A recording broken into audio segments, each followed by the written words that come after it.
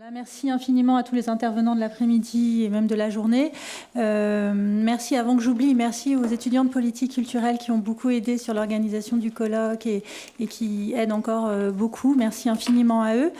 On sent que toutes les interventions de la journée, en fait, elles dessinaient des questions en filigrane qu'on est pressé de vous poser, Éric Benzekri et Emmanuel Morel. Donc on va lancer la projection tout de suite. Je la contextualise très rapidement.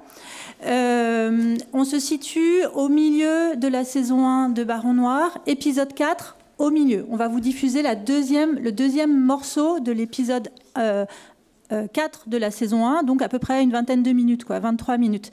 On a fait le choix de cet épisode pour plusieurs raisons. Alors, c'était tentant de passer des extraits de la dernière saison, mais il y a quelques étudiants dans la salle qui n'ont pas vu encore la série, et donc on préférait ne pas dévoiler trop de ce qui allait se passer. Et puis aussi pour des raisons vraiment qui tiennent vraiment aux hypothèses du colloque aujourd'hui, vous allez voir que cet épisode est central. On y voit Philippe Rigvart, donc, qui est dans un conflit de personnes avec le président de la République, Francis Laugier, qui sont en guerre à ce moment-là, et on le voit instrumentaliser un mouvement étudiant qui débute. C'est aussi la raison pour laquelle on voulait le présenter aujourd'hui, c'est-à-dire qu'on trouvait que ça avait du sens de montrer un mouvement étudiant, de montrer des manifs étudiantes ici à l'université.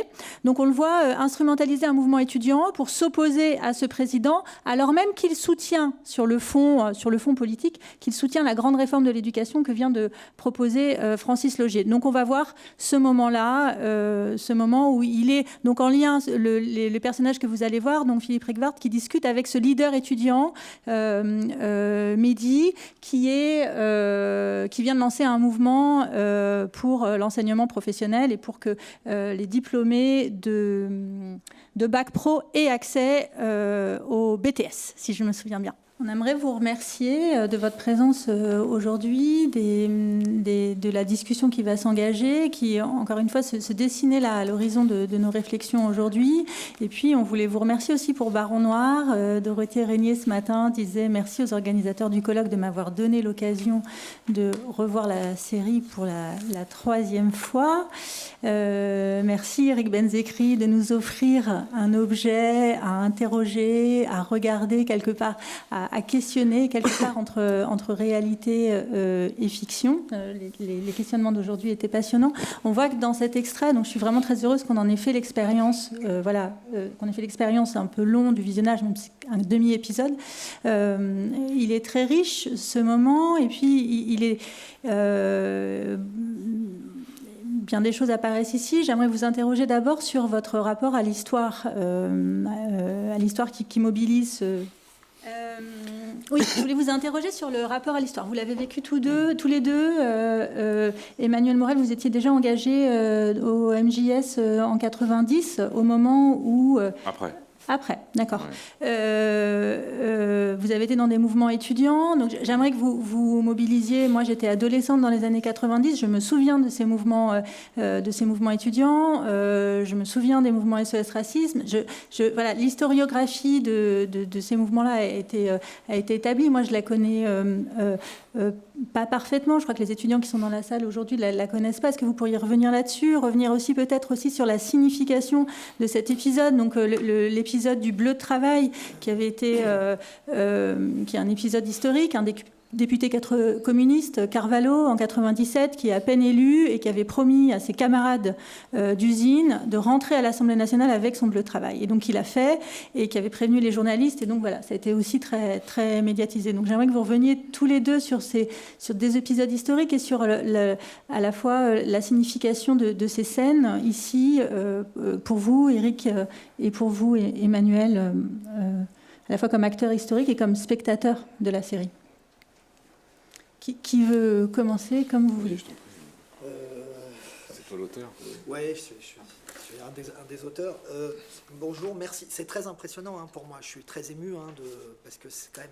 Tout à l'heure, j'entendais parler de ce qu'on avait écrit et des fois, je ne comprenais pas ce que vous disiez, quoi. Il y a des termes il y a une sorte de transfiguration sociologique qui est un petit peu intimidante.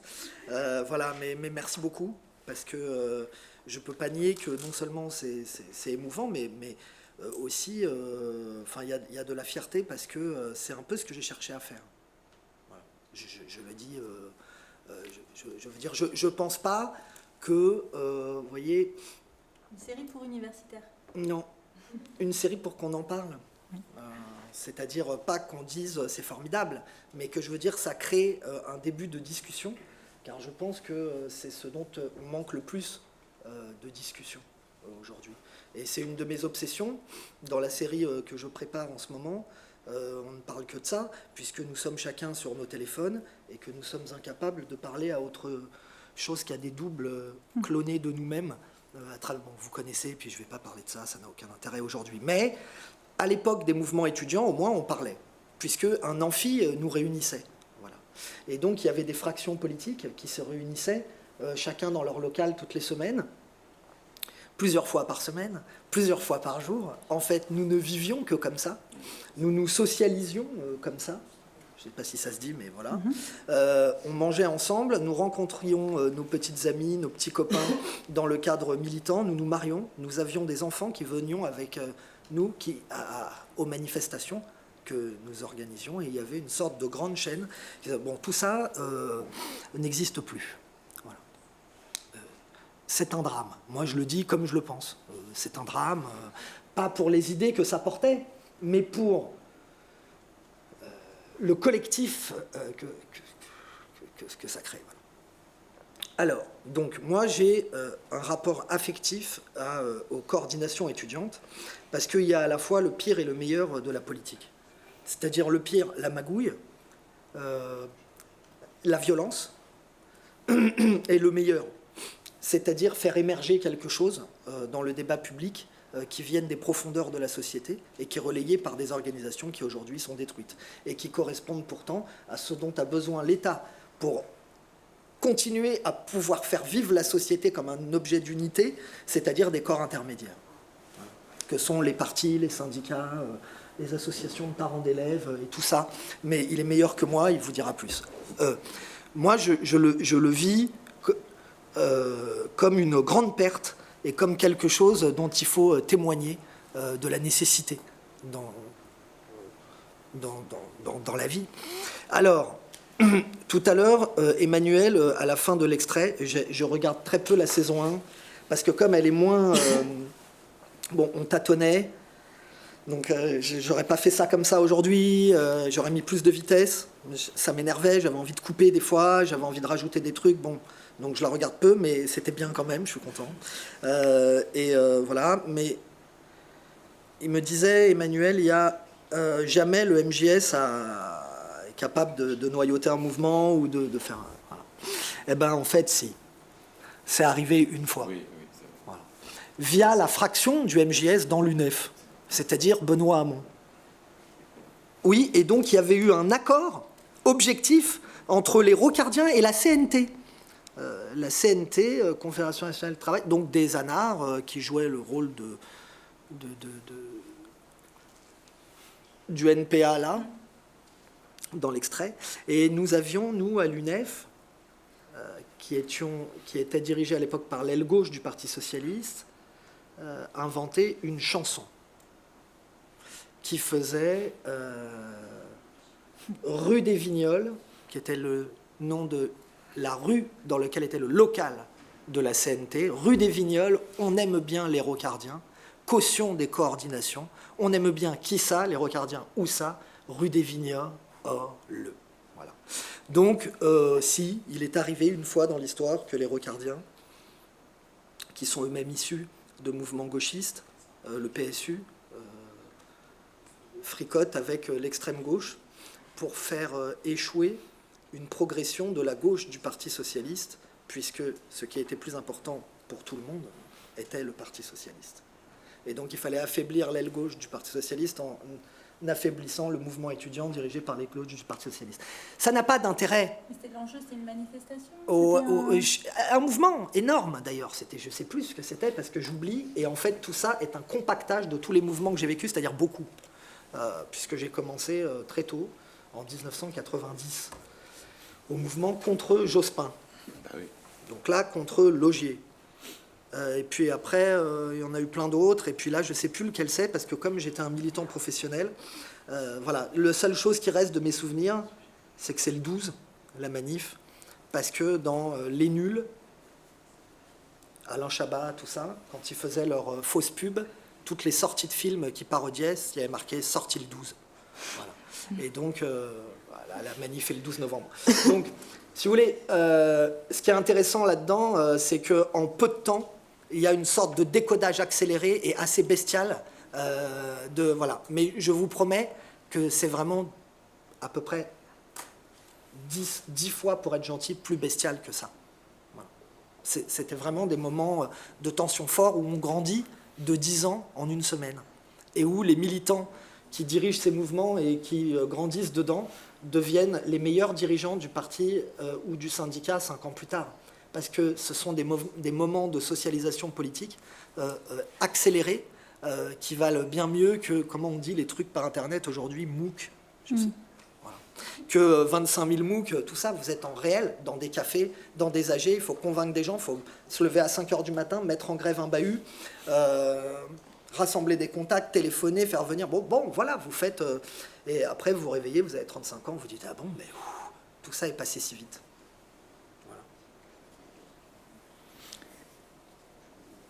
Voilà. Pour vous, Emmanuel, vous avez le souvenir de ces mouvements étudiants dans les années 90 ?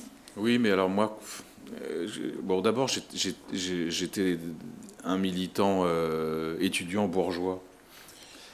Parce qu'en fait, moi, j'ai commencé à faire mes classes vraiment à Sciences Po. Alors, vous voyez, on est loin de ce qui est décrit ici. Hein. C'est-à-dire que moi, j'ai mis en grève Sciences Po avec des camarades. Vous êtes comme les lycéens d'Henri IV. Hein ?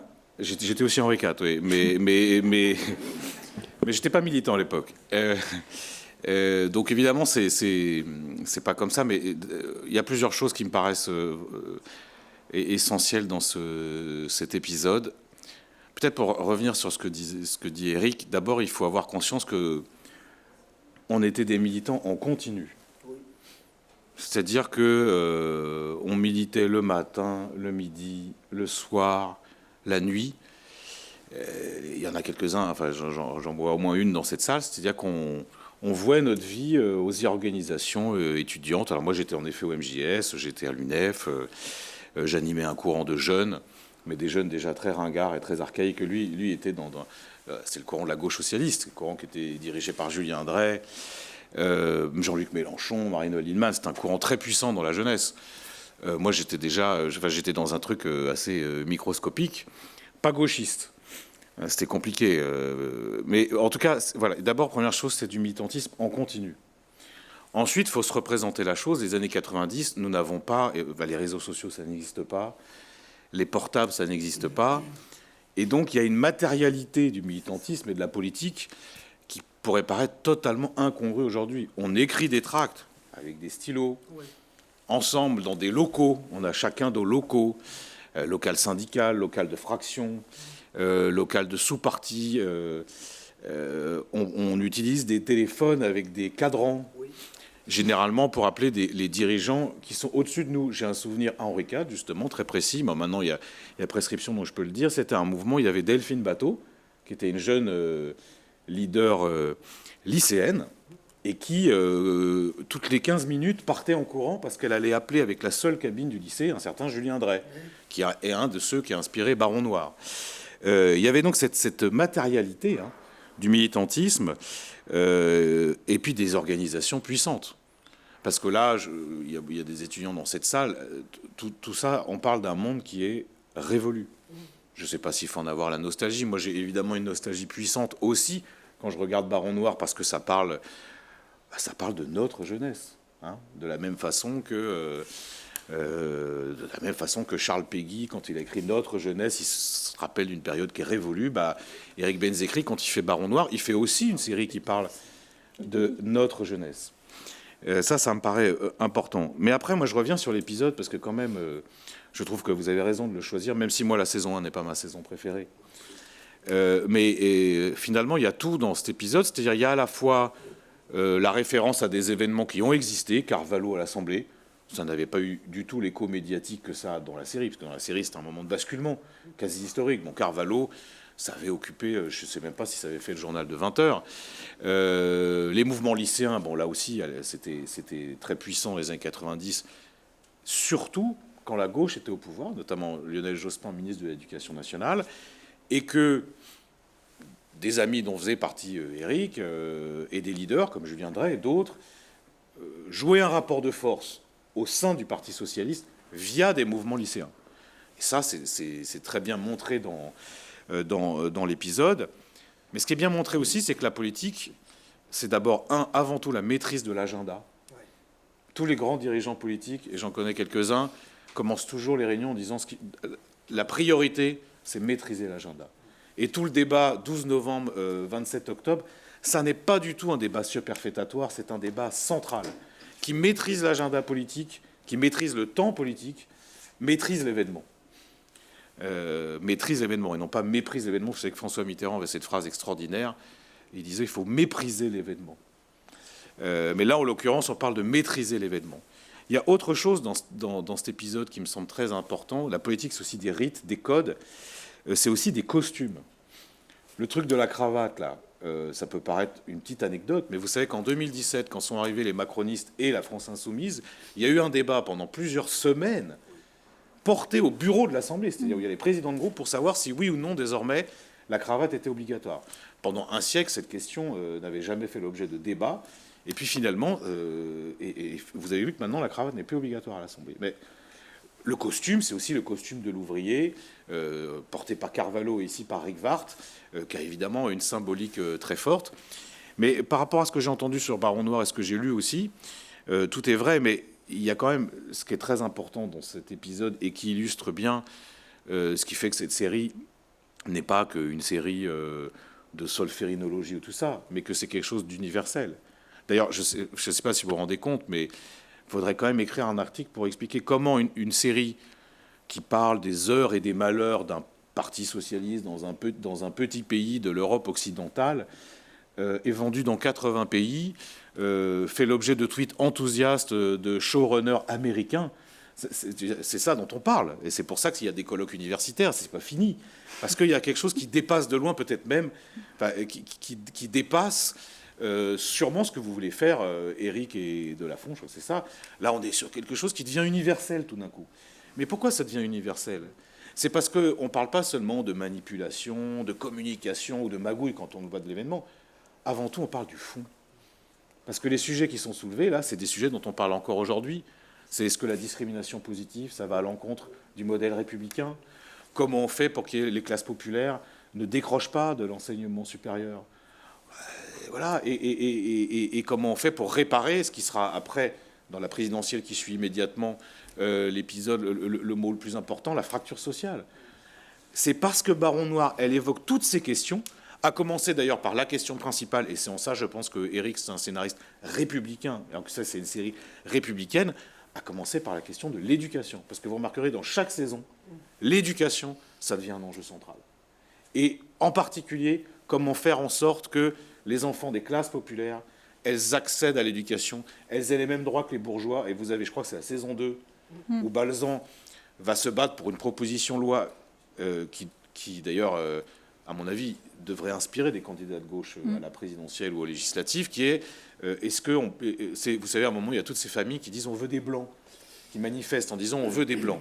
C'est-à-dire il y en a marre des collèges ghettos, des ghettos de riches, ghettos de pauvres, ghettos de blancs, ghettos de... Voilà. Mais si Baron Noir, à mon avis, a une dimension à ce point universelle, c'est qu'en fait, elle brasse des questions qui touchent toutes les sociétés occidentales. Et c'est pour ça que moi, je trouve que c'est une série... Alors, il y a le côté nostalgie dont parlait Arthur Delaporte, c'est évident. Il y a le côté notre jeunesse. Mais ce qui fait que Ricky Gervais tweet sur Baron Noir, c'est pas parce que je pense qu'il ne sait pas qui est Lionel Jospin, et encore moins qui est Julien Drey. Non.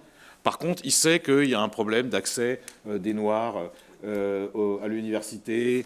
Il sait que l'éducation, c'est central quand on veut imaginer une société meilleure, etc. etc. Et cet épisode, vous voyez, mais on peut faire l'expérience avec n'importe quel épisode de Baron Noir. C'est pour ça que c'est une série géniale. Et bien, justement, il y a ce mélange qui fait qu'à la fin, on est devant un truc universel. Et les grandes séries, on pourra en parler, hein, mais les grandes séries, moi je connais des séries turques, des séries coréennes, des séries espagnoles qui parlent de l'universel alors qu'elles vous racontent un truc dont vous n'avez absolument aucune notion et dont spontanément vous vous foutez. Enfin, je ne sais pas si j'ai répondu à la question, mais en tout cas, Si, très bien, c'était ma réponse. Parfaitement. Vous disiez dans l'épisode, c'est un moment de pivotement, le moment où il met le bleu de travail, mais c'est un moment de pivotement politique, c'est-à-dire la manif d'école, parce que le Premier ministre fait une faute. Il dit, ça serait une faute morale. Et du coup, je voulais vous interroger aussi sur ce rapport aux mots politiques, à la langue dans Baron Noir, parce que du coup, c'est là donner une force performative à l'action très forte, c'est-à-dire sur ce mot du Premier ministre, une jeunesse est dans la rue. Et je voulais vous interroger aussi sur vos intentions, peut-être, et sur votre propre rapport, votre expérience du rapport à la langue politique. Moi, mon hypothèse, c'est que de doter la langue politique d'une telle puissance, ça participe d'une forme de réenchantement du politique qu'opère Baron Noir, qui me paraît loin du réel. Mais j'aurais aimé avoir votre sentiment, disons. À moi ? Oui, enfin, tous les deux. J'ai plein de théories qui s'affrontent et qui ne sont pas forcément en cohérence. En fait, ça dépend de mon état. Voilà. Est-ce que je suis de bonne humeur ou est-ce que je pense que tout est perdu, quoi. Donc ça dépend. Quand je pense que tout est perdu, je me dis que les mots sont uniquement le paravent de l'impuissance et que c'est donc tout ce qui reste à la politique pour combler le manque d'action et pour faire semblant de continuer. Et parfois, il arrive que ce soit performatif. Par exemple, Startup Nation est un mot immonde, mais qui a réussi à mobiliser... J'ai dit ça alors qu'il y a des films. Des gens ont filmé en disant ça. Bon. Donc Startup Nation est un mot horrible. La politique, c'est comme le jazz. Quand vous faites une faute, il faut appuyer dessus, et puis voilà. Donc, c'est un mot horrible, mais il a réussi à mobiliser des gens qui avaient besoin d'un récit en positif. Et il n'y avait pas d'autre discours dans le champ politique à ce moment-là en positif. Donc les mots peuvent peser, mais ils peuvent être performatifs à horizon d'une élection. Une fois que se révèle l'épreuve du pouvoir, alors tout s'effondre. Et donc l'effet performatif qu'ont eu les mots avant l'élection se retourne en leur contraire et détruisent la force propulsive et dynamique qu'ils ont eue avant le vote pour se transformer en aggravation de la crise. Je ne sais pas si je me fais bien comprendre. Ça, c'est la version pessimiste. Si vous voulez, c'est Jacques Pillan, qui était le spin doctor, comme on appelle ça aux États-Unis, de François Mitterrand, puis de Jacques Chirac, enfin surtout de François Mitterrand. Et comme il aimait beaucoup la maison, il est resté à l'intérieur quand le propriétaire a changé. Mais à partir du moment où vous avez, je rentre un peu plus, la mondialisation, l'Europe, la décentralisation, la fin des corps intermédiaires, et qu'au milieu de tout ça qui rogne la souveraineté populaire et sa représentation nationale, il vous reste l'État qui n'a plus tellement les moyens d'agir, ou en tout cas lui-même, ayant opéré son striptease opérationnel après des multiples lois, sans qu'il n'a plus le sentiment. Ou alors il est sous la pression. Il pense qu'il ne peut plus agir. Peut-être qu'il peut encore, moi je ne suis pas définitif, mais en tout cas, il donne le sentiment qu'il a. D'ailleurs, il y a cette phrase de Jospin terrible. Moi, dans ma vie personnelle, terrible, devant une usine chez moi, en Essonne, à Évry, je crois. L'État ne peut pas tout.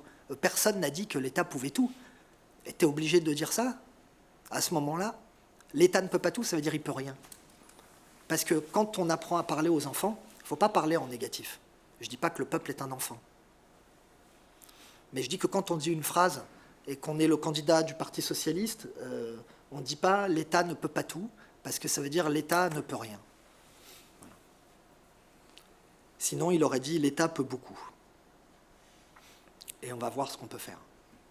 Ça ne veut rien dire, mais il n'y a pas une catastrophe psychologique dans les cerveaux de gauche.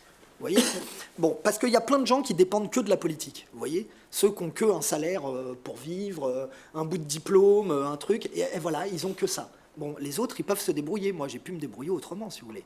Emmanuel aussi, il aurait pu. Vous voyez, plein de gens peuvent se débrouiller sans la politique, parce qu'ils ont les armes. Tous les autres, ils ont que ça, c'est-à-dire les lois que les gens votent. C'est tout. Bon, donc, je ne sais plus pourquoi on parlait. Les mots. Voilà. Dans la version optimiste, si, moi, je pense que les mots peuvent changer l'histoire. C'est-à-dire que les mots peuvent provoquer de l'action. Parce qu'ils sont tellement puissants. Et je crois qu'à un moment, j'ai fait dire ça à quelqu'un dans la série. Ça doit être Amélie. À un moment, elle dit « Quand la France... » C'est une phrase d'Hugo. Mitterrand, il l'a dit dans un congrès, mais j'ai oublié lequel. Ou dans son dernier discours du meeting de 81 ou de 88, j'ai oublié, pardon. Il cite Victor Hugo. Il dit « Quand la France rencontre une idée... » il arrive qu'ensemble, elle fasse le tour du monde. Quelque chose comme ça, ce qui est très beau. C'est tout à fait vrai. Par exemple, la question de la Révolution française, vous voyez, l'idée de démocratie et de souveraineté populaire, elle a fait le tour du monde. Voilà. Donc, parfois, un mot, parce qu'un mot existe pour décrire une idée, un sentiment, une émotion, il peut ensuite obliger aux actions. Donc, la part optimiste de moi-même me force encore à croire qu'un discours peut changer des vies, peut changer la vie. C'est le cas de plein de grands discours que j'écoute encore. Celui de Martin Luther King, il change l'histoire. Il change l'histoire. Je veux dire, c'est qu'un discours. Je vais même vous dire, Obama, il change l'histoire. Ben bien sûr, c'est évident. Si vous voulez, tout s'effondre et vous avez ce type qui vient et qui raconte qu'en fait on peut se réconcilier, c'est extrêmement fort. Pourtant, son programme est tout pourri. Non, pardon. Son programme est classiquement démocrate et il n'y a rien d'exceptionnel. Bon. Mais vous voyez, il donne les... Et d'ailleurs, tout ne s'effondre pas tout de suite, contrairement à ce que j'ai dit tout à l'heure, parce qu'il est réélu, le gars. Il fait quand même 2 mandats. Bon. Donc, je veux dire, des fois, les mots peuvent changer. Mais... c'est comme toute lutte, quoi. Voilà, il y a une baston et il faut se battre comme des chiens. Moi, j'abandonne pas les mots parce que je pense que la langue française, parce que c'est la mienne, est la plus belle du monde. Je pense que nos auteurs nous guident, que ce sont les auteurs qui font les programmes politiques. Et si on me demande ce que c'est que l'identité de la France, vu qu'on pose la question à tout le monde sur tous les plateaux télé, moi, j'ai la réponse. Donc, je vous la donne. Parce que comme ça fera des gens qui pourront la rien. Qu'est-ce que c'est pour vous l'identité de la France ? La France, c'est l'école. Après, vous partez. Sortie de champ, comme Rick Vart. Vous laissez réfléchir les gens. Il a raison. Tout ce que je fais, c'est militer pour l'école. Voilà. C'est la seule question importante. Si vous voulez essayer de lutter contre la question de l'insécurité, des racailles, tout ça, qu'il ne faut pas nier, c'est une vraie question, ça existe. Vous n'allez pas continuer à dire à des gens qu'ils ont qu'un sentiment d'insécurité. Bon, c'est pas vrai. Il n'y a pas un sentiment de précarité, par exemple. Il y a une précarité. Bon, il y a de l'insécurité. Donc, vous n'allez pas éliminer les racailles, mettre tout le monde en prison, expulser tout le monde en 10 minutes. Par contre, en 2 générations d'éducation, vous changez le problème. Bon. Vous voyez ce que je veux dire ? Ça ne me paraît pas très, très compliqué en réalité. Mais il faut des mots. Voilà. Et les mots, ce n'est pas l'énervement, alors que c'est ce que je fais. Ça, c'est pour les mots. Donc, le réenchantement, oui, bien sûr. Et aussi la déprime. Parce que la construction d'une série télé, c'est le rythme. Et toute la force, et la sueur, et j'espère qu'elle ne se voit pas trop, c'est le changement de rythme. Voilà. C'est ça qu'on fait. Et moi, si vous voulez, j'accélère le rythme. C'est-à-dire, parce que tout à l'heure, je vous ai entendu parler du rythme, tout ça, j'étais là. Et alors, c'est pas parce que la société s'accélère, c'est parce que l'épisode arrive à sa fin. Donc, il faut, pour créer le vertige, tout inverser à peu près à la minute 35 et doubler le nombre de scènes ou d'événements de bascule pour arriver à la fin de l'épisode et appuyer, t'as raison, sur le bouton épisode suivant. Ça, c'est vraiment... ça, c'est le métier, quoi. C'est d'abord du cinéma. Oui, et alors ça me fait penser, avant de répondre sur les mots, que en quoi Baron Noir ne peut pas être une série qui représente vraiment ce qu'est la politique, c'est parce que la politique, c'est 90% d'ennui. Les réunions préparatoires, les comités techniques avant les commissions, Mais par le définition. militantisme aussi, parce que ça contraste avec ce que vous disiez tout à Mais l'heure. le On militait du matin au soir. Mais oui, bien sûr, le militantisme, c'est aussi l'ennui. Et d'ailleurs, vous savez, il y avait même parmi des dirigeants socialistes un échange resté célèbre. On dit celui qui gagne, c'est celui qui arrive à résister à l'ennui le plus rapidement. Et moi, je me souviens, ça c'est vraiment des souvenirs d'anciens combattants, après je vais répondre sur les mots. On avait, je crois que c'est Arthur Delaporte qui parlait de la commission des poètes, là, c'est-à-dire les investitures pour les législatives. Pas seulement législatives, mais là en l'occurrence législatives. J'ai un souvenir très précis, c'est un bureau national du Parti Socialiste. C'est à ce moment que Rémi Lefebvre choisit pour partir, alors que... Et on parle des investitures des candidats aux législatives. La réunion, elle commence à 15h. Il y a 577 candidats à investir. On avance, on avance, on avance. Et puis on arrive à la Fédération de Paris. Et là, il y a un petit débat. Laurent Fabius veut absolument que Serge Blisco soit député. Et en face, les jospinistes, les rocardiens, tous les autres, ils disent non, il faut que ça soit une femme. Bon. Il est 17h. Il est 21h. On dit c'est bon, on a presque trop bloqué. Là, Laurent Fabius dit non, il y a un problème. Je veux Serge Blisco dans la 13e circonscription de Paris. Bon, on continue la discussion. Il est minuit. On commence à dire, bon là, ça y est, on arrive. Et Laurent Fabius, il dit, non, il y a un problème. Alors qu'il était comme ça, à moitié endormi. Non, il y a un problème. Serge Blisco, 2h du matin, là, les gens commencent... Non, mais les gens dorment pour de vrai, quoi.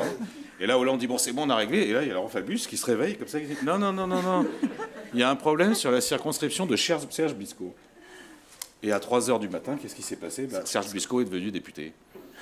Parce que non seulement Fabius avait su résister à l'ennui, c'est une réunion d'investiture, c'est quand même ennuyeux aussi, hein, et puis parce qu'il avait su gérer le temps dont je parlais tout à l'heure. Ça, on ne peut pas le filmer, on n'aurait pas filmé l'ennui. Donc on ne peut pas représenter vraiment la politique. Moi, je suis parlementaire européen, une réunion de commission, par exemple, ça dure deux jours. Vous pouvez pas, d'ailleurs, c'est pour ça que la série sur le Parlement européen est totalement ratée. Mais voilà, filmer l'ennui, c'est compliqué. Bon, ou alors il faut une ambition esthétique, comme ce fabuleux réalisateur thaïlandais dont j'ai oublié le nom là, qui est un... Enfin, vous savez de qui je parle, voilà. Alors, on ne sait pas si c'est de la contemplation, de l'ennui, mais c'est sublime et on en ressort bouleversé. Bon, c'est pas le principe d'une série. Je reviens sur les mots. Moi, je suis quand même version pessimiste. Hein, la vérité de la politique, c'est l'action. La vérité de la politique, c'est l'œuvre. Et en même temps, évidemment, comme disait très bien Éric, le mot, il peut mettre en mouvement, surtout il peut faire rêver. Parce que Martin Luther King, il fait rêver. Il ne fait rien, mais il met en mouvement, il fait rêver. Après, il faut reconnaître aussi que c'est quand même les grands discours, l'éloquence, c'est quand même une mythologie française. Est-ce que vous regardez, je sais pas, par exemple, l'Allemagne d'après 1945 n'a pas le même rapport à l'éloquence et au discours que nous. Il suffit de regarder les discours d'Angela Merkel. Si je vous demande, est-ce que vous avez retenu un discours d'Angela Merkel, qui est quand même la chancelière qui est restée le plus longtemps au pouvoir depuis 50 ans, vous n'en avez aucun exemple. Si je vous demande... La fermeture des centrales. Ouais. Bon, à la rigueur. Et les migrants. Ouais, les migrants. Ok, mais enfin, elle est restée 15 ans chancelière. Oui. Si je vous demande un grand discours de François Mitterrand, peut-être pas vous, mais moi, je peux vous en citer 10, 15, 20. Il y a quand même cette appétence des Français, qui est généralement le corollaire de l'impuissance dont parlait Éric, des discours. François Mitterrand, c'est un grand homme de discours.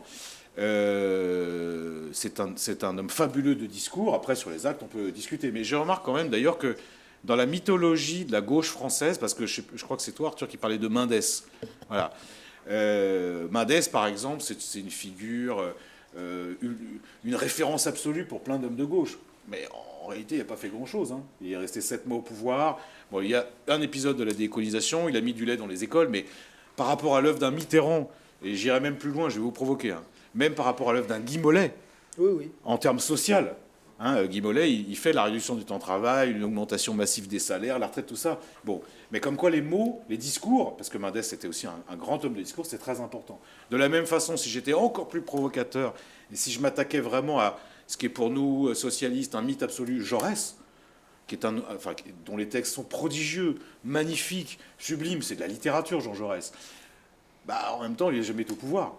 Hein, donc, un Blum, par exemple, qui, paraît-il, n'était pas un très bon orateur, il avait une petite boîte toute fluette, on n'entendait rien, tous les comptes rendus d'assemblée, les gens disent comment, parce que bon voilà. Enfin, l'œuvre législative d'un Blum est juste hallucinante. Donc, évidemment, chez nous, les mots, en France, ça a beaucoup d'importance. Mais il y a un double enjeu. D'abord, il y a le premier enjeu, c'est, pour nous, en tout cas pour ceux qui sont à gauche dans cette salle, c'est récupérer les mots qu'on nous a volés. Tu parlais de Macron, mais le livre-programme de Macron, il s'appelle « Révolution ». C'est-à-dire qu'on a une entreprise de restauration politique, avec un ordre du jour clairement néolibéral, mais le mec, il nous vole nos mots. Et à l'inverse, tous les mots sont sursaturés de sens. Je voyais un débat, là, avec 5 éditorialistes, ils disaient tous « charge ». Ah oui, mais comment on fait pour réduire les charges, tout ça?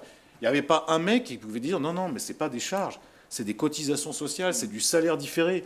Parce que les cotisations qu'on fait payer aux patrons, ça permet aux gens d'avoir une retraite, de l'assurance chômage, de l'assurance vie, etc., etc. Donc la bataille pour les mots, elle est toujours centrale. Et la dernière chose, et c'est ça le volet le plus pessimiste, et on le voit aussi dans Baron Noir, c'est la souffrance qui naît de la distorsion entre les mots et les actes. Et c'est le tragique de la politique. Et c'est ce qui explique la mort du PS.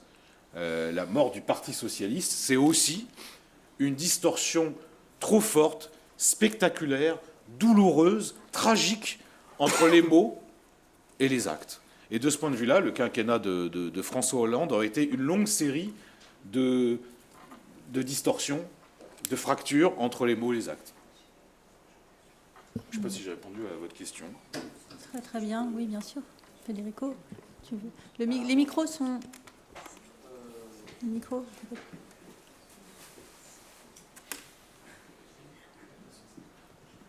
Après, peut-être qu'on parle... Pardon ? On parle peut-être d'un monde dont plus personne... Non, je pense pas. Je pense que tu vois, le débat sur les mots, c'est... Merci. Non, mais genre, les années 90...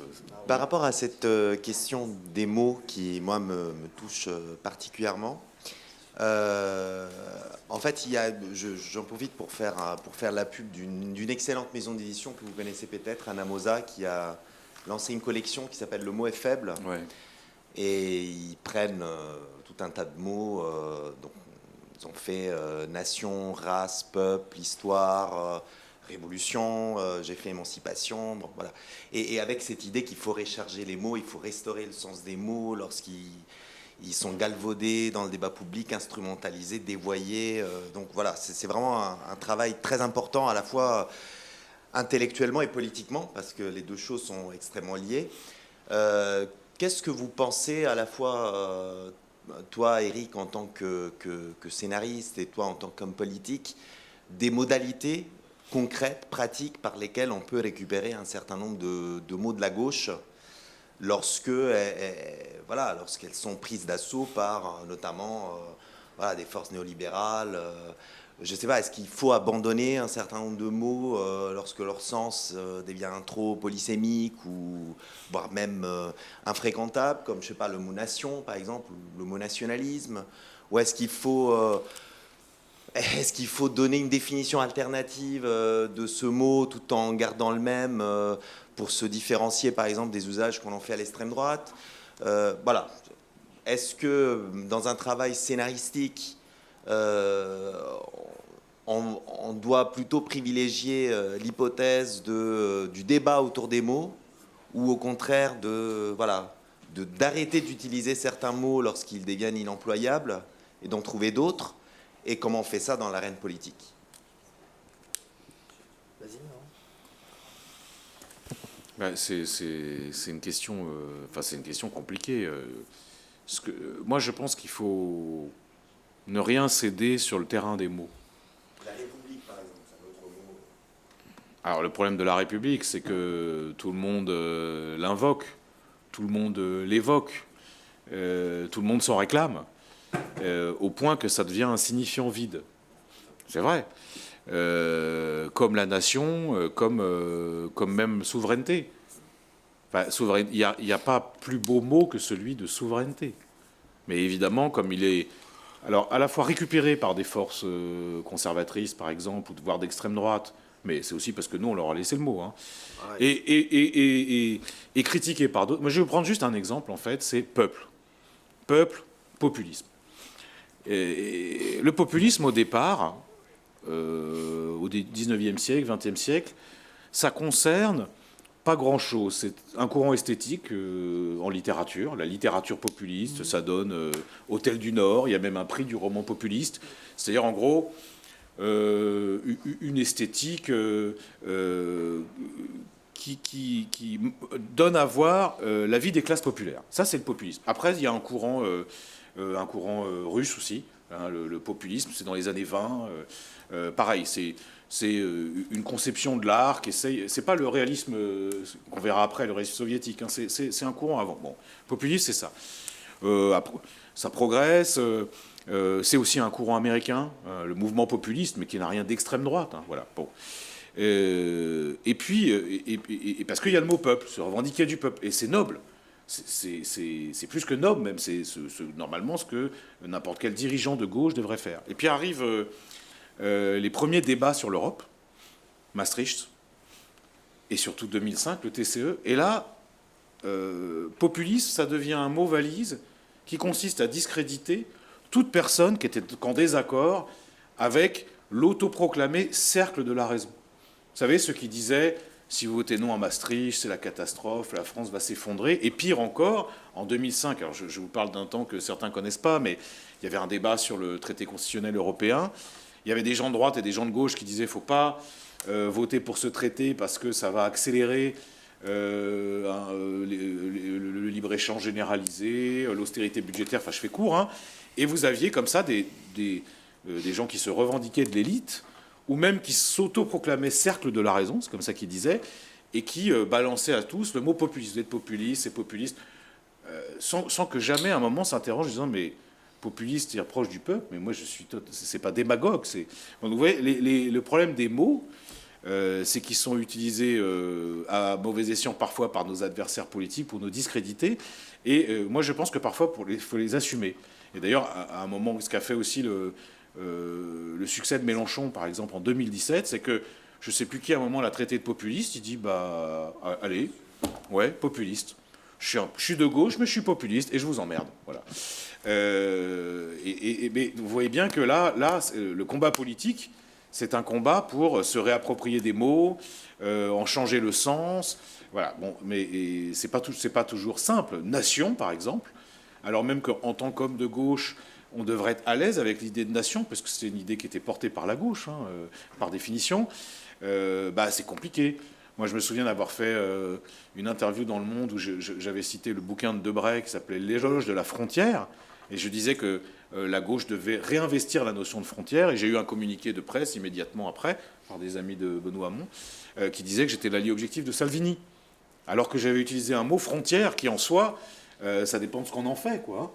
Mais bon, donc les mots, c'est compliqué. Alors vous êtes attaqué à un mot encore plus compliqué, c'est émancipation. Parce qu'en plus, émancipation, c'est quand même pas un mot qui parle à tout le monde.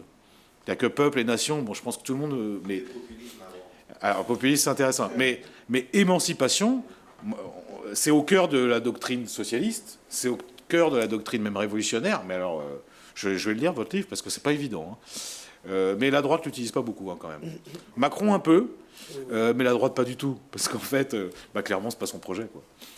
La République, j'abdiquerai jamais. C'est pas parce que Sarkozy a décidé de trianguler en appelant son parti les Républicains que moi je vais plus être républicain. Vous voulez que je me réclame de quoi si je me réclame pas de la République? Ça veut dire quoi? Donc c'est quoi le modèle? C'est quoi le modèle qui diffère d'une démocratie classique? Il y en a deux des modèles. Il y a une démocratie libérale et il y a la République. C'est deux choses très différentes. Mais le contenu est vidé. En ça, je suis totalement d'accord avec Emmanuel. Bon, donc il faut le remplir. C'est pour ça que j'ai dit quelle est l'identité de la France, c'est son école. Sauf que si on me dit, ouais, mais l'école telle qu'elle est, donc l'action, il a raison. Quel est le programme de refonte de l'école? Moi, c'est la seule question que je pose. Dans tout ce que je dis, c'est ça. Comment on refonde notre école? Il n'y a pas de refondation nationale. Vous voyez, j'ai utilisé le mot national naturellement. Et je ne le retire pas. Il n'y a pas de refondation nationale s'il n'y a pas de refondation de l'éducation nationale. Voilà. Et c'est ce que je crois, c'est la plus grande bêtise du premier septennat et de la capitulation sur l'école dite libre. Et formidable exemple d'inversion des mots. Ouais, voilà. C'est le plus spectaculaire. Voyez ce que je veux dire? Donc c'est toujours la même histoire. Voilà, vous cédez, à la fin, vous êtes mort. Voilà. Vous cherchez à faire le malin, à la fin, vous mourrez. Et si vous échappez à la mort, vous échapperez jamais au déshonneur. Voilà, moi, c'est ma conviction. Elle est facile parce que je suis plus dans le monde politique. Vous comprenez ? Mais c'est justement pour ça que j'en suis sorti, pour pouvoir le dire. Voilà.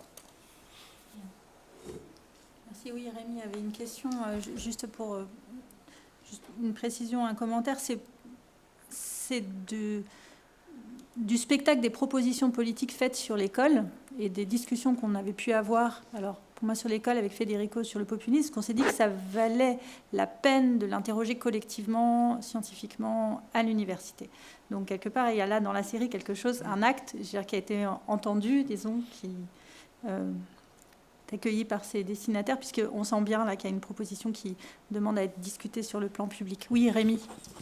Oui, je voulais vous provoquer un petit peu pour lancer le débat. Je vous écoute depuis tout à l'heure et je partage complètement ce que vous dites, mais je me dis, les jeunes qui sont dans la salle doivent vous trouver sans doute très conservateurs, très nostalgiques, et au fond peut-être que... Mais je partage votre... Parce qu'il y a une forme de tristesse et de mélancolie vraiment dans ce que j'entends depuis tout à l'heure. Oui. On a parlé de mélancolie tout à l'heure, on a parlé d'Enzo Traverso, la mélancolie de gauche, etc. Parce qu'au fond... On a l'impression, vous êtes les buts témoins d'un espèce de monde politique enseveli, donc où il y avait les classes sociales, les partis politiques, où on parlait plus d'idées, on militait plus. Voilà.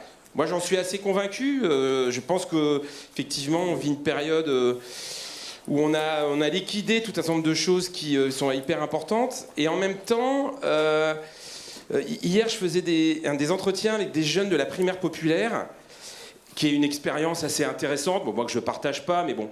Et en fait, je me disais à quel point les jeunes aujourd'hui qui font de la politique, parce qu'ils font de la politique, sont éloignés des élections, des partis, de ce vieux monde politique encalminé, qui aujourd'hui doit absolument se réinventer. Donc il y a une obligation de réinvention. Et Eric, je voudrais t'interpeller aussi sur la fin de la saison 3 de Baron Noir, où je te trouve assez conservateur sur la démocratie représentative, par exemple.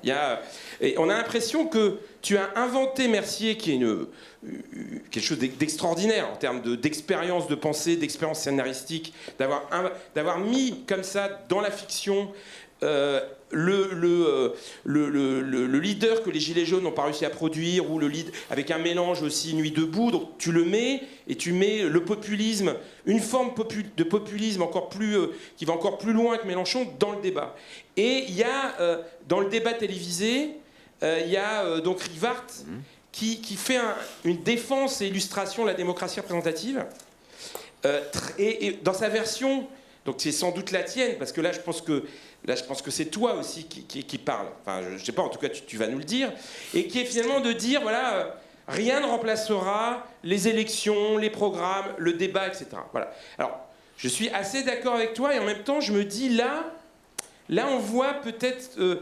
c'est là où il y a peut-être... Alors, je dis ton conservatisme, mais Emmanuel, je pense aussi qu'il est très attaché un peu... Il a la même culture politique que toi, Eric. Vous êtes un peu... je pense que vous êtes proche, à bien des égards, idéologiquement, dans l'attachement à la République, etc. Voilà.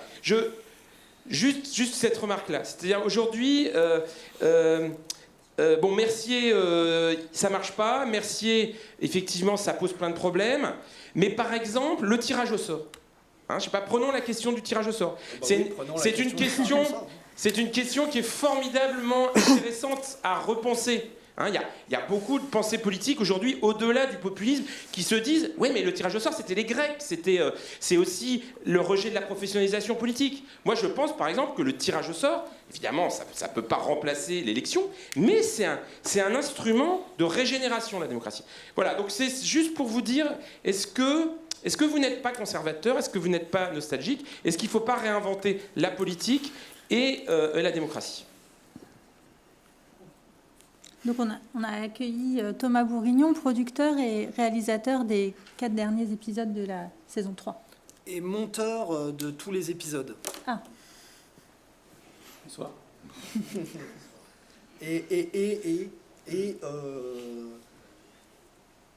Comment dire quand j'ai une idée, c'est à lui que je l'exprime. Et quand je vois sa tête faire oui, je sais que c'est la bonne piste. Et quand je le sens comme ça, j'arrête. Et je fais autre chose. Il a l'instinct de voilà. Donc il est plus que producteur et réalisateur des 4 derniers épisodes. Moi, je te réponds d'emblée. D'abord, nostalgique, c'est pas conservateur. Or, tu sembles utiliser les deux mots de façon indifférenciée. Donc, conservateur, non, je ne le suis pas. Et je pense que le tirage au sort, c'est par essence conservateur. C'est-à-dire, c'est l'idée de Dieu. C'est l'idée du hasard, de quelque chose au-dessus de la volonté des hommes, le sort. Je pense que c'est le contraire de la volonté générale.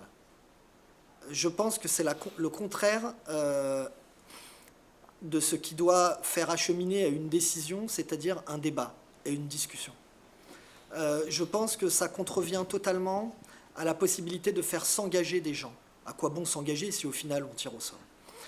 Je pense que c'est typique de la fausse bonne idée.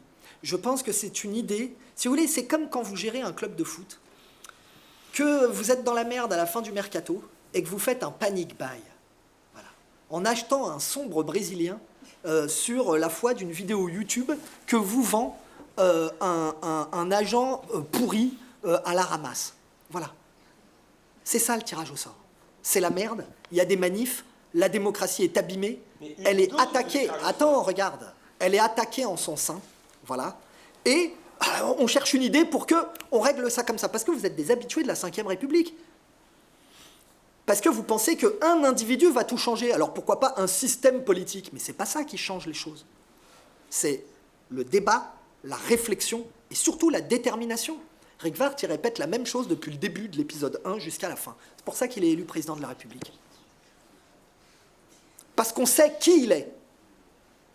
Moi, je ne sais pas qui sont les gens tirés au sort. Je ne les connais pas. L'Assemblée, la écolo, qui a été tirée au sort par Macron, là, je ne sais pas qui sont ces gens. Ce que je sais, c'est qu'il y a des gens qui les ont formés. Il y avait des types issus d'associations écologiques, je ne sais pas quoi, qui les ont formés, qui ont transmis un savoir-faire. Mais qui sont ces gens ? Pourquoi moi, je n'ai pas transmis mon savoir-faire à ces gens-là ? Pourquoi pas toi ? Pourquoi pas Emmanuel ?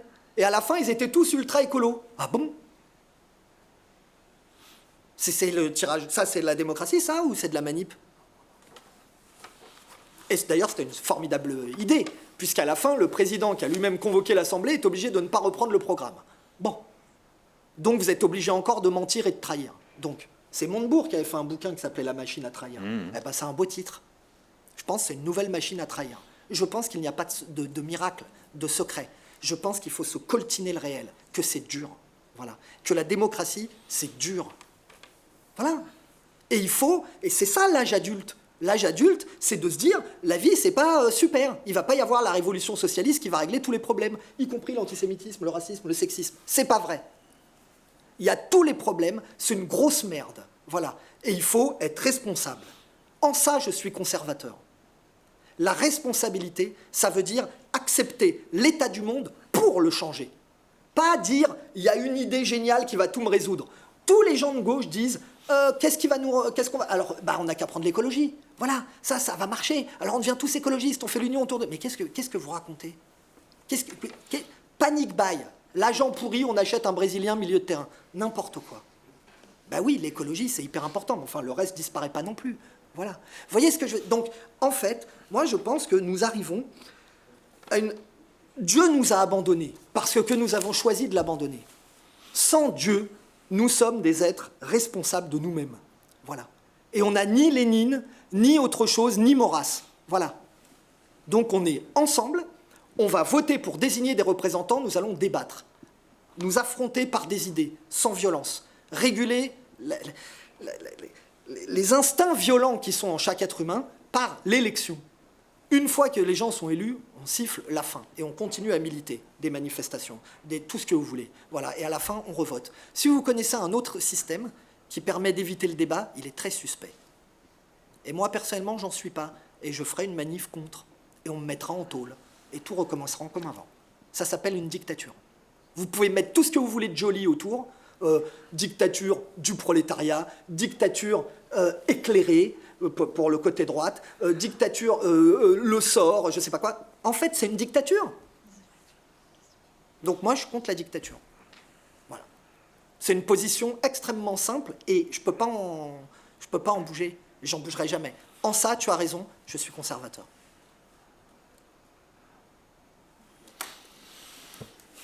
Moi, je crois qu'on a d'abord, on a toujours le moral de son âge. Évidemment, enfin, moi, en ce qui me concerne, j'arrive vers les 50 ans et forcément, enfin, c'est une question de tempérament et de nature, tu le sais très bien, Rémi, mais la nostalgie est quelque chose de naturel. Elle est naturelle dès l'âge de 20 ans en même temps, parce qu'on est nostalgique, on est généralement nostalgique de quelque chose qui n'a pas existé. Mais en politique, c'est là que j'en reviens au livre d'Enzo Traverso. Je trouve que c'est normal que la gauche soit nostalgique, parce qu'en fait, il y a toujours une confrontation nostalgique avec des grands anciens et des grands événements. Toutes les générations politiques se construisent dans la mémoire entretenue, brûlante et vivante d'un événement important qui l'a précédé.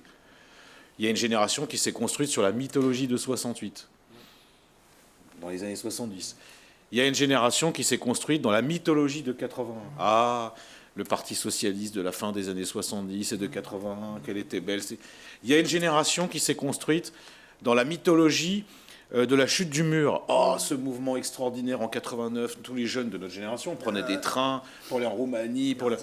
Donc je pense quand même qu'il faut intégrer dans le militantisme de gauche cette idée qu'il y a toujours une confrontation nostalgique par rapport à des grands anciens et des grands événements dont parfois on pense qu'ils sont indépassables.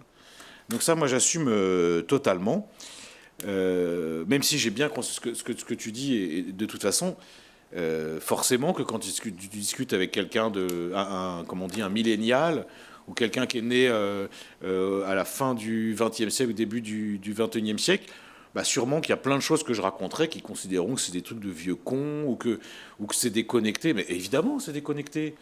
Bah évidemment. Et c'est je parlais tout à l'heure de... Nous, on est une génération qui rédigeait des tracts au stylo et qui répondait au téléphone à cadran.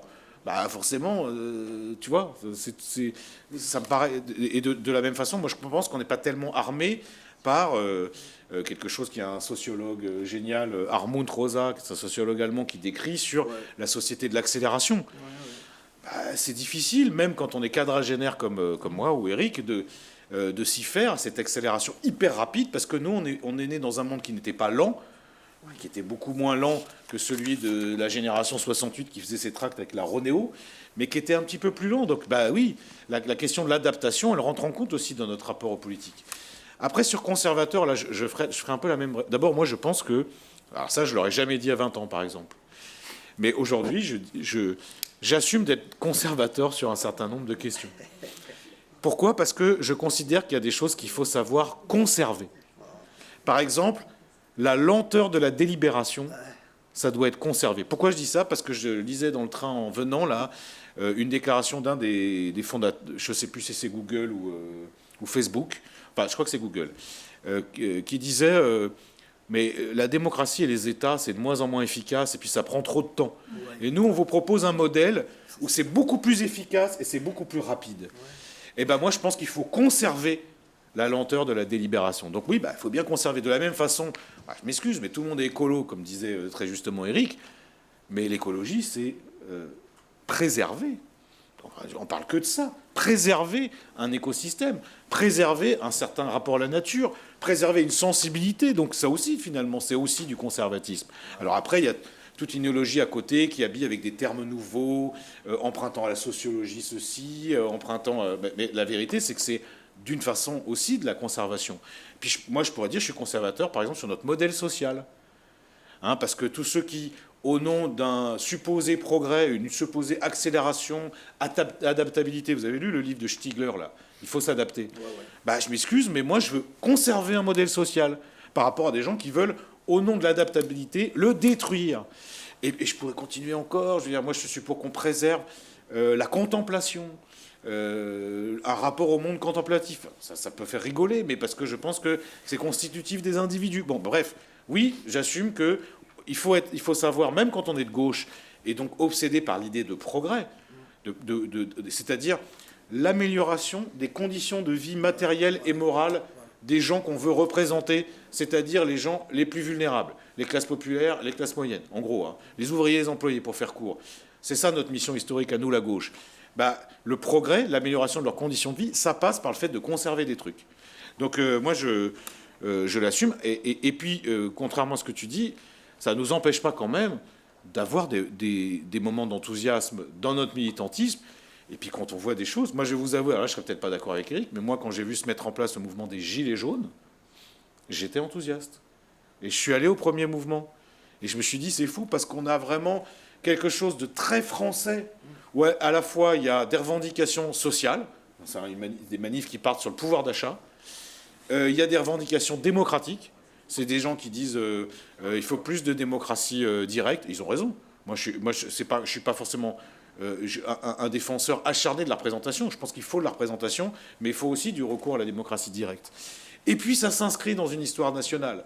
Parce que c'est ça qui est intéressant aussi, c'est que dans les Gilets jaunes, contrairement aux caricatures qu'on en fait parfois, les premières manifs, moi j'ai participé, il y avait des drapeaux français qui étaient tenus par des infirmières, par des aides-soignantes et tout ça, parce qu'il y avait une inscription dans une tradition révolutionnaire française, qu'on peut prendre de deux façons d'ailleurs. Soit on est Flaubert et on dit la seule chose que je comprends de la politique, c'est l'émeute, ce que dit Flaubert dans sa correspondance, ou soit on est hugolien et on dit, voilà, on a un peuple qui est bordélique, qui casse des trucs, mais en même temps, c'est un mouvement révolutionnaire. Donc, moi, je pense qu'on peut avoir notre âge, enfin le mien, je ne sais pas exactement quel âge, mais on doit avoir quasiment le même âge. En tout cas, d'être de cette génération-là, assumer une part de nostalgie dont je prétends qu'elle est consubstantielle à l'idée même de gauche, comme Traverso, vouloir conserver certaines choses tout en étant favorable au progrès social, et s'enthousiasmer pour des mouvements divers et variés. Alors, je vous parle des Gilets jaunes, je pourrais parler d'autres mouvements. Moi, je trouve qu'il y a plein de mouvements extraordinaires. Certains s'enthousiasmeront pour les marches climat, d'autres pour le mouvement MeToo au niveau, qui est un mouvement mondial. Et puis, je pourrais parler, moi, je m'enthousiasme par le mouvement des anti-pubs, par exemple. Oui. Hein, les gens qui combattent la publicité partout. Moi, ça m'enthousiasme. Bon, oui, chacun a ses enthousiasmes et ses dilections. Mais en tout cas, je te trouve un peu injuste. Partial. Mais c'est normal puisque tu disais que c'était la provocation. Et on en revient au sens étymologique de provoquer.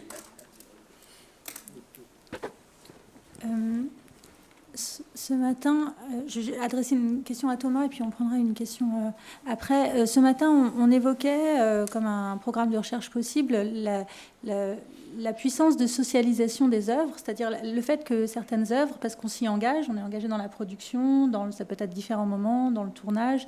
Ariane Hutley évoquait le tournage de Trémé à la Nouvelle-Orléans, qui a eu un impact fort sur la ville. On se disait que ça serait intéressant d'aller creuser ce que les œuvres font à tous les gens qui s'engagent, des œuvres aussi collectives qu'une série.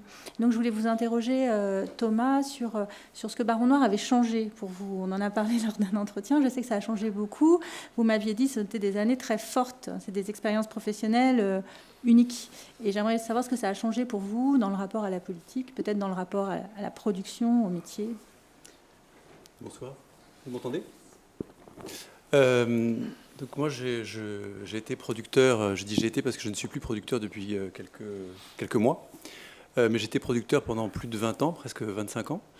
Et c'est vrai que Baron Noir, ça fait partie des expériences uniques dans la vie d'un producteur en fait. C'est-à-dire que c'est une série qui a connu un énorme succès, qui a constitué énormément de risques aussi à tout point de vue.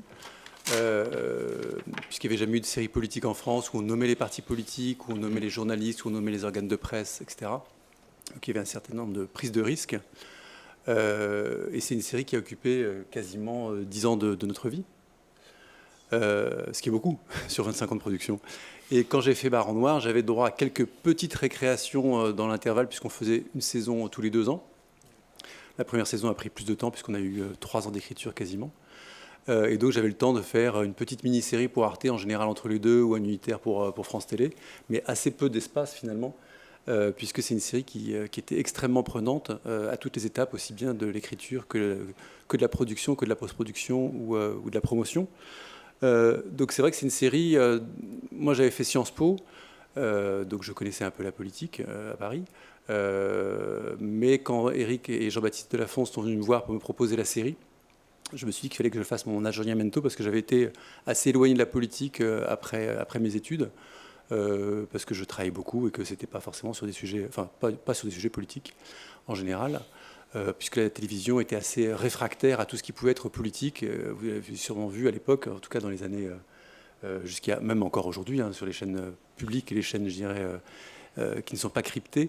La politique, on n'en parle pas, ou on en parle peu, ou on en parle mal, dans le sens où ce sont toujours de faux partis, ce sont toujours de faux débats en quelque sorte.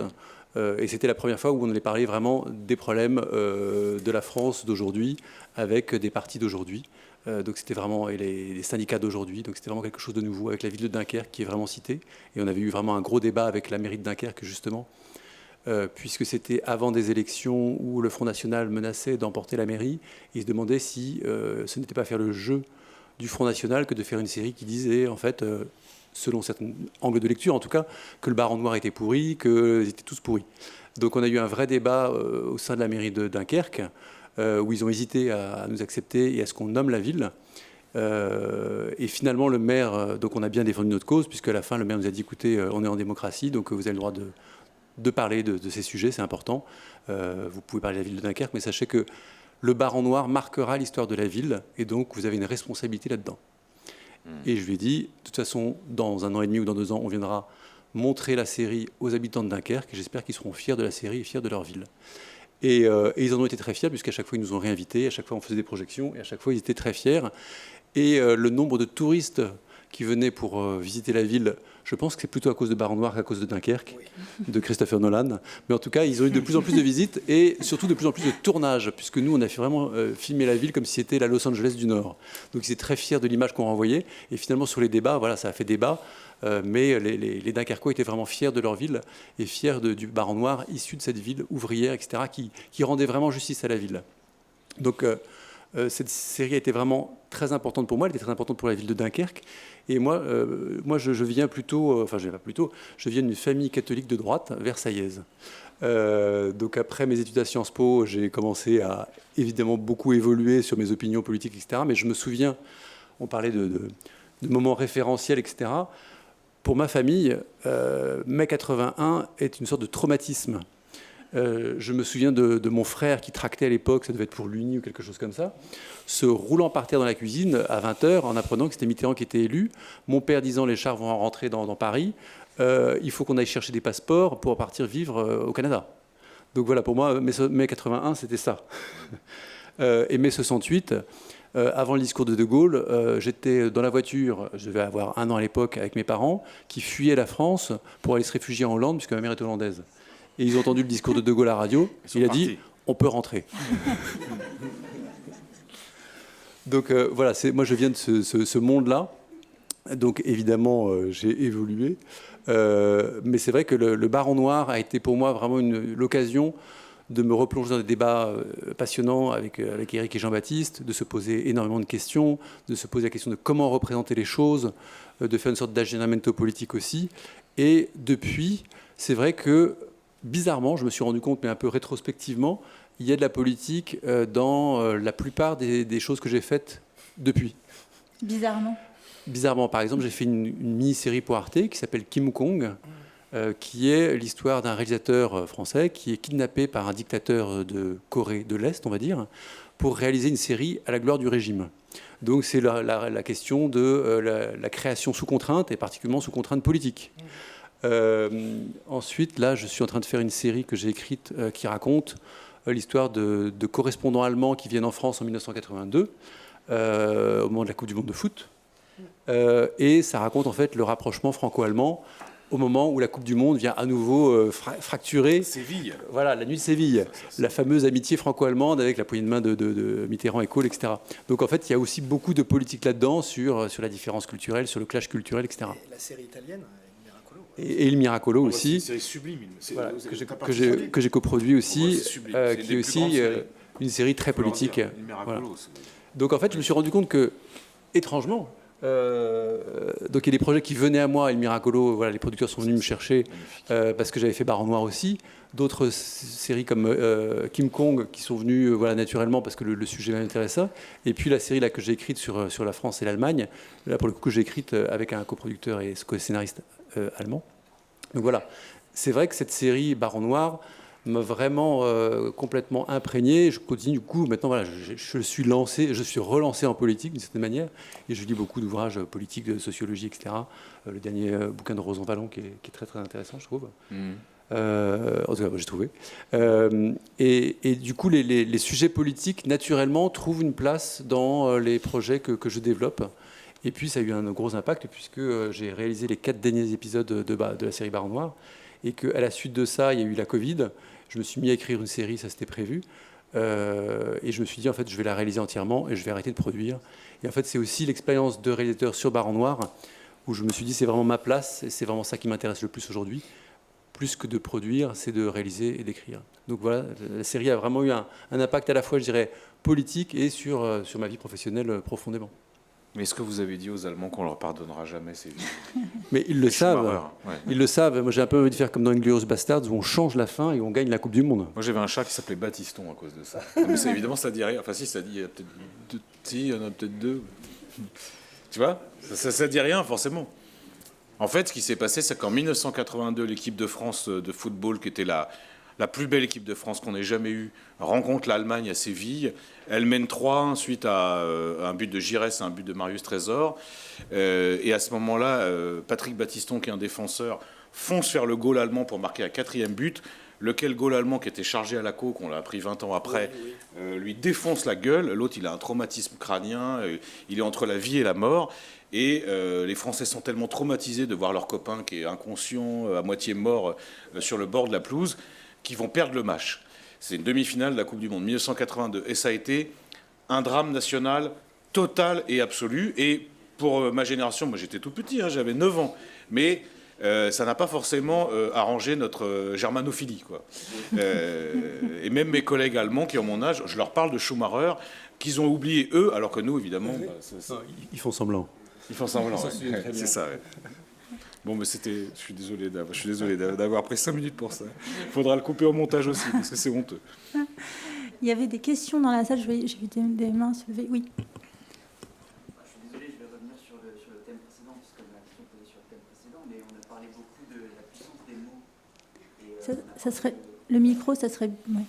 On a parlé de la puissance des mots dans la saison 1, puisqu'on a parlé de la saison 1. Moi, il y a une scène... Il y a une scène très forte de la saison 3 dont je me rappelle, où c'est une réunion au sein de Debout le Peuple, avec Michel Vidal qui explique la puissance du fascisme, c'est de voler nos mots. Il explique, vous vous souvenez de cette scène, où il explique c'est ainsi que sont devenus des militants du Cercle Proudhon, des boulangistes, c'est ainsi que sont devenus des socialistes blanquistes, des antisémites. Et quand on mélange le rouge et le brun, c'est toujours le brun qui l'emporte. Et Ouais. bon, pas tout par cœur. Mais... Et donc je me posais cette question sur la force des mots et la force de se faire souvent accuser de voler les mots. Et peut-être que là, on touche quelque chose dans la matrice même de l'autodestruction de la gauche, d'une gauche qui essaye de prononcer des mots, de proposer des idées. Je crois que Montebourg en a encore fait les frais il n'y a pas si longtemps. Et d'une autre gauche qui peut agir parfois comme une police de la pensée et qui dit « tu as utilisé le mot frontière, tu fais le marchepied à Salvini, tu as utilisé le mot nation, tu fais le jeu du FN, tu as utilisé le mot nostalgie, tu es un conservateur ». Et peut-être qu'il y a cette faille de toujours se remettre en question qui autodétruit la gauche. Et quand on parle de se faire voler les mots, aujourd'hui, qui c'est qui utilise le mot nation, qui c'est qui utilise le mot laïcité, qui utilise le mot peuple, qui parle d'État, qui c'est qui est en train de briser toutes les règles et de n'avoir aucune limite. Et Rémi Lefebvre tout à l'heure parlait de Christophe Mercier, qui avait dans la saison 3 qui fédère quelque chose. Et moi, quand je regarde la saison 3 aujourd'hui, alors qu'elle a été faite avant un certain événement et la campagne de 2022, Christophe Mercier, il me fait beaucoup penser un peu à Éric Zemmour. Et je voulais avoir votre avis qui m'intéresserait beaucoup sur, d'une part, l'autodestruction de la gauche en voulant à tout prix toujours contester ses propres valeurs, contester ses propres mots, et puis sur cet événement et le parallèle entre Éric Zemmour et Christophe Mercier. C'est très impressionnant de vous entendre réciter au mot près. Hein. Et ben je pense tout ce que dit Vidal. Il a raison. C'est des faits historiques. C'est pas un point de vue de personnage. Et puis je vais même vous dire, c'est lui qui me l'a appris. C'est Mélenchon qui m'a appris ça. C'est sûr. Voilà.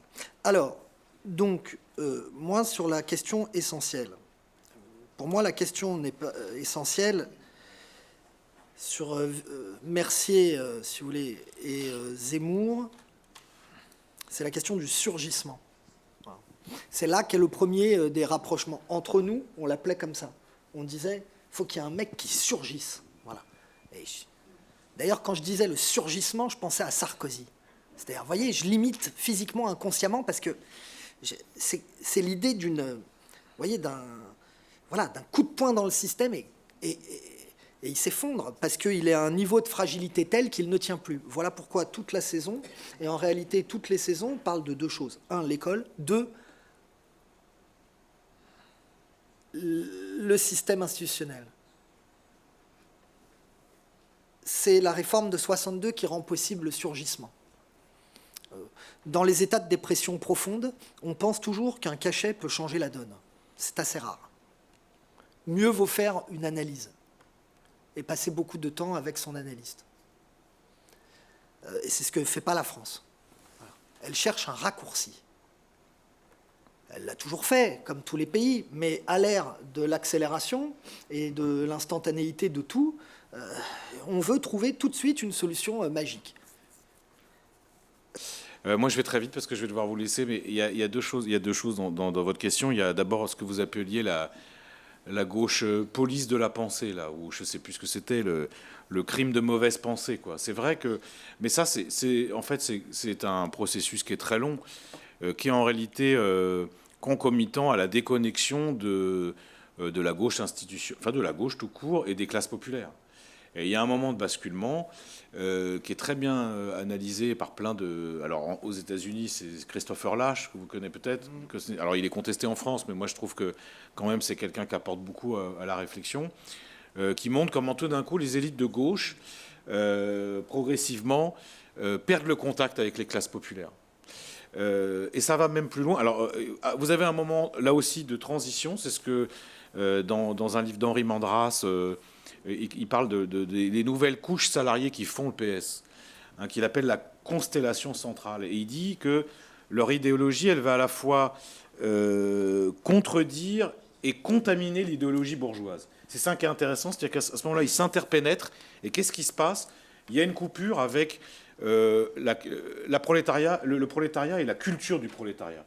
Et dans un livre, mais il n'est plus là, Rémi, mais dans un livre qui a 10 ans, hein, qui analysait ces phénomènes, je me souviens qu'il y avait un des auteurs, c'était pas Rémi, c'était Gaël Brustier, qui disait il y a eu un moment culturel où tout d'un coup on a des élites de gauche qui deviennent prolophobes. Et c'est la figure du beauf. Hein, le beauf qui est... ou du petit blanc, ou du redneck aux États-Unis, c'est-à-dire tout d'un coup, on va se mettre à mépriser l'ouvrier, parce que l'ouvrier blanc, raciste, misogyne, voilà. Ça donne Dupont-Lajoie chez Yves Boisset. Ça, c'est la fin des années 70. Et en fait, c'est un processus qui n'a pas cessé, à mon avis, de se développer, ce qui fait qu'il y a une gauche bourgeoise qui se pense... incroyablement innovante, moderne, en phase avec la jeunesse, et qui est en réalité prolophobe. Et alors après, plus elle est inefficace, plus elle est impuissante, et plus elle a ce mépris de classe en réalité. Et dans le mépris de classe, il y a parfois un truc, une branche, c'est la moraline. C'est-à-dire, c'est ce que vous appeliez, c'est ça, la mauvaise pensée. Bon. Ça, évidemment, c'est une tendance qu'il faut combattre avec beaucoup de de vigueur, parce que ça tue la gauche. Moi, je pense que ça tue la gauche. Et c'est quoi l'enjeu? Moi, en tant qu'homme politique, c'est une formule un peu, disons, en tant que militant politique, pour moi, l'enjeu, c'est de faire en sorte que la gauche renoue avec les classes populaires. Toutes les classes populaires, mais parce que la classe populaire, évidemment, elle n'est pas homogène. Mais justement, moi, ce que je veux, c'est remettre de l'homogénéité là où il y a des gens à gauche qui ont la passion de l'hétérogénéité. Voilà. Ils ont vraiment de plus en plus envie de découper la société en petits morceaux, alors qu'ils se juxtaposent parfois, qu'ils se contredisent. Mais ça, c'est insupportable. Moi, je pense que notre rôle de militant progressiste, c'est l'homogénéisation des revendications. Voilà. Et c'est encore plus d'actualité aujourd'hui que ça ne l'était hier. Bon, bref. Donc, ça, c'est pour la première. Alors après, sur Zemmour... Zemmour et Mercier, c'est pas exactement pareil, parce que même si j'ai pas revu la série pour venir ici, évidemment, mais Mercier, c'est quand même quelqu'un qui est issu de la classe moyenne, ou même avec un peu un ancrage populaire. Zemmour, même s'il a tout un récit autour de ça, c'est quelqu'un qui depuis longtemps fréquente l'intelligentsia, qui est l'intelligentsia, qui est EST, l'intelligentsia, qui en faisait partie, on en parlait, c'est lui qui faisait, il était journaliste au Figaro, il faisait les dîners mondains, les machins, les bidules, et puis tout d'un coup, il s'invente une rupture fondatrice, il s'insère dans la coupure peuple-élite, mais c'est une élite. Le seul truc où c'est un imposteur vraiment, c'est un imposteur sur beaucoup de choses, mais là où c'est un vrai imposteur, c'est que ça n'est pas un intellectuel. Or, même les journalistes disent c'est un intellectuel. Non, c'est pas vrai. C'est pas un intellectuel. C'est pas un historien. Il raconte n'importe quoi. Il raconte n'importe quoi. Mais bon, Bainville, l'histoire de France de Bainville, moi je l'ai lu aussi. C'est rien par rapport à l'histoire de France de plein de grands écrivains, historiens d'aujourd'hui. Hein. Faut arrêter le délire. Et puis il balance des trucs là. Le pire étant sur Pétain et les Juifs, parce que là c'est quand même on est sur un truc qui est grave. Mais ça n'est pas un intellectuel. C'est un journaliste qui écrivait plutôt bien, qui a des références, quoi, qui aime bien le name dropping, mais souvent ça tombe à côté, quoi. Donc il faut aussi dénoncer l'imposteur, tout en prenant au sérieux, et je finis par ça, tout en prenant au sérieux ce sur quoi il surfe. Parce que pourquoi Zemmour, il y a un mouvement d'opinion, même si je ne suis pas sûr que ça continue, c'est parce qu'il surfe sur quelque chose qui est très profond, surtout dans des périodes comme ça. Nous, on est dans l'ère de l'anxiété. Hein. Vous savez, à la fin de l'Empire romain, on parlait de l'ère de l'anxiété. Mais là, c'est pareil. Il y a dans les jeunes générations, ce qu'on pourrait dire, c'est l'éco-anxiété, c'est l'angoisse de l'effondrement, notamment écologique. Et puis, dans d'autres générations, celle à qui s'adresse Zemmour, il y a l'angoisse du déclin. L'angoisse du déclin civilisationnel, l'angoisse du déclin de la société européenne. Et ça c'est un truc qu'il faut prendre au sérieux. Mais évidemment, en contestant ces réponses de Maboul. Moi, je pense quand même que c'est pas si dur de déconstruire Zemmour, déconstruire le phénomène Zemmour. Ça sera beaucoup plus dur, et vous verrez, ça sera beaucoup plus dur de contrecarrer Le Pen, parce qu'elle a un ancrage populaire. Un vrai ancrage populaire. Et une élection présidentielle, ça se gagne avec les classes populaires, c'est-à-dire la majorité sociologique du pays, les ouvriers, les employés. Ça reste ça, hein, c'est quand même ça aujourd'hui. Et là, pour le coup, ça sera beaucoup plus dur d'arracher à Le Pen, parce que maintenant ils ont pris l'habitude, une partie de la classe ouvrière. Alors, pour moi, c'est l'enjeu. Et après, je ne vais pas tarder à y aller, moi. Ouais. Et une question, Thomas, sur votre travail sur la saison 3 et sur l'émergence de Mercier, peut-être, sur comment est-ce qu'il a été... parce que son interprétation est admirable, quoi, du trouble qu'elle sème. Donc, je me demandais est-ce que vous aviez fait des choix, alors à la fois de casting, de direction, peut-être dans les manières de le filmer. Est-ce que vous pourriez revenir sur les choix que vous avez faits, sur ce qui les a guidés, disons, pour quelles images peut-être vous aviez en tête Donc c'est issu d'un long casting évidemment, dont on a beaucoup discuté avec Éric en amont. C'est un comédien qui était plutôt abonné à des rôles, je dirais, de comédie, qui avait eu des rôles pas très importants jusqu'à présent, un peu de cinéma, pas mal de télé. Et donc, c'était vraiment un challenger. Et en fait, ce qu'on cherchait, c'était un comédien qui soit un challenger. C'est-à-dire quelqu'un qui a tout à prouver, comme Mercier. C'est-à-dire qui vient un peu comme ça, qu'il déboule dans le jeu, Dans Baron Noir, c'est quand même des comédiens assez connus, assez capés, qui ont fait du cinéma ou des choses importantes. Ils viennent chacun avec leur histoire. Il y a beaucoup de comédiens belges aussi dans Baron Noir et qui sont vraiment connus en Belgique, qui ont gagné l'équivalent des Césars en Belgique, etc. Donc c'est une équipe très forte. Et quand vous arrivez dans une équipe très forte comme ça, avec un background qui est beaucoup plus light, il faut faire son trou, il faut faire sa place. Et c'était un peu le challenge qu'on s'était donné aussi avec Eric. On se dit c'est intéressant d'aller chercher quelqu'un qui est une vraie surprise et que les gens ne vont pas voir venir non plus. C'est-à-dire que le spectateur ne va pas se dire « Ah, mais je le connais, lui c'est un comédien connu, donc il va percer ». Donc l'idée c'était justement de prendre un comédien pas connu et qui allait percer, aussi bien au milieu de la troupe d'acteurs, mais que pour le spectateur, voilà, on n'agite pas un chiffon rouge en disant « Attention, celui-là, dans 2 épisodes, il va être au taquet ». Et il avait très peu de temps pour monter aussi, puisqu'en fait, il a 4 épisodes. Ouais. Donc c'est vraiment à la rupture, c'est-à-dire que nous, les saisons sont vraiment construites toujours avec une césure à la fin du 4e épisode, et où on crée une crise majeure. Et le 5e, après, c'est vraiment le toboggan jusqu'à la fin, c'est-à-dire que tout d'un coup, on est en crise maximum à la fin du 4e épisode, et on relance vraiment les dés dans le 5e, et c'est vraiment une autre histoire qui commence quasiment. Enfin, il y a 2 temps à chaque fois dans les saisons de Baron Noir. Et donc, Mercier, pour nous, incarnait vraiment ce 2e temps, c'est-à-dire vraiment le temps du populisme, mais dans un temps très ramassé. Et cet acteur nous semblait vraiment intéressant parce que il avait l'air de pas trop grand-chose quand on le voyait comme ça. Et d'ailleurs, lui-même me disait toujours j'ai fait que des gentils. Des gens sympas, des nounours, etc. Et au début, d'ailleurs, quand je le dirigeais, je disais plus dur, moins de rondeur, plus frontal, vas-y, attaque. Et en fait, à chaque fois, il avait tendance à arrondir les choses, à s'excuser, à faire un peu des œillades à la caméra. Je dis non, t'es frontal. Il faut vraiment plus sec, plus tranché, en fait. Et vraiment, on a travaillé sur ce côté vraiment tranchant, parce qu'il avait vraiment l'habitude d'avoir une voix un peu ronde, un peu enveloppante. Alors il faut qu'il l'ait parfois pour justement séduire, mais il faut qu'il ait aussi ce côté, il a l'air rond, et puis en fait, non, pas du tout. C'est une lame, en fait. C'est quelqu'un qui est extrêmement déterminé et qui peut aller vraiment très loin et qui n'a pas de limite, en fait. Et ce comédien, voilà, incarnait... en tout cas, on a trouvé, moi, dans les essais, et puis après dans le travail avec lui, le travail, c'était vraiment qui s'imagine à chaque fois, quand il joue, en fait, qu'il a un pays derrière lui. Je me souviens de Coppola, on a des grosses références, dirigeant Mickey Rourke dans Rusty James, et il lui disait, il marchait juste dans la rue comme ça, il n'y avait rien d'extraordinaire, il lui disait, tu es Napoléon, tu as toute l'armée napoléonienne derrière toi.